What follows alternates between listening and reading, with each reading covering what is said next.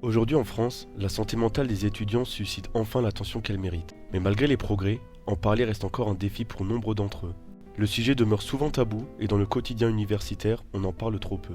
Chez les étudiants de tout âge, stress, anxiété et solitude sont monnaie courante, souvent liées à la pression scolaire et à la précarité. Pour mieux comprendre cette réalité, nous avons mené 11 entretiens de terrain avec des étudiants âgés de 21 à 25 ans. Les principaux problèmes identifiés sont le stress intense, l'anxiété permanente et le sentiment de solitude. Des aides existent à l'université, psychologues, centres d'écoute, enseignants référents, mais elles manquent souvent de visibilité et de communication claire. Je sais qu'il y a un service psy sur le campus, mais je connais personne qui y est allé. C'est un peu caché, on dirait que c'est un peu pour les cas graves, entre guillemets. Il y a donc besoin d'une approche discrète, simple et non intrusive. Notre solution, utiliser l'application officielle de l'université pour inciter les étudiants à faire un check-in bien-être discret. Comment ? Grâce à une notification bienveillante envoyée au maximum 2 fois par mois qui pose une question simple, comme « Comment allez-vous aujourd'hui ?» En cliquant sur la notification, l'étudiant accède à un mini-questionnaire. Voici quelques exemples de questions.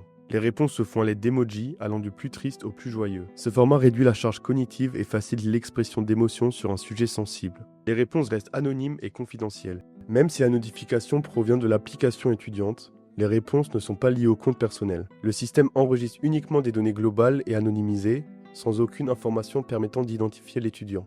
Une fois le questionnaire complété, un score de bien-être est calculé automatiquement. En fonction de ce score, l'application propose des ressources adaptées. Un score bas peut déclencher des suggestions de relaxation ou d'activité physique, tandis qu'un score critique affiche directement les coordonnées d'un psychologue ou d'une ligne d'écoute. Cette approche a été validée par les étudiants interrogés. Plus de 80% la jugent positive et bienveillante. La notification peut être ignorée ou désactivée à tout moment. Et surtout, elle repose sur un outil déjà existant, donc simple à déployer et peu coûteux. Plusieurs leviers comportementaux expliquent l'efficacité de ce dispositif. La simplicité, un format court et des emojis qui facilitent l'expression de soi.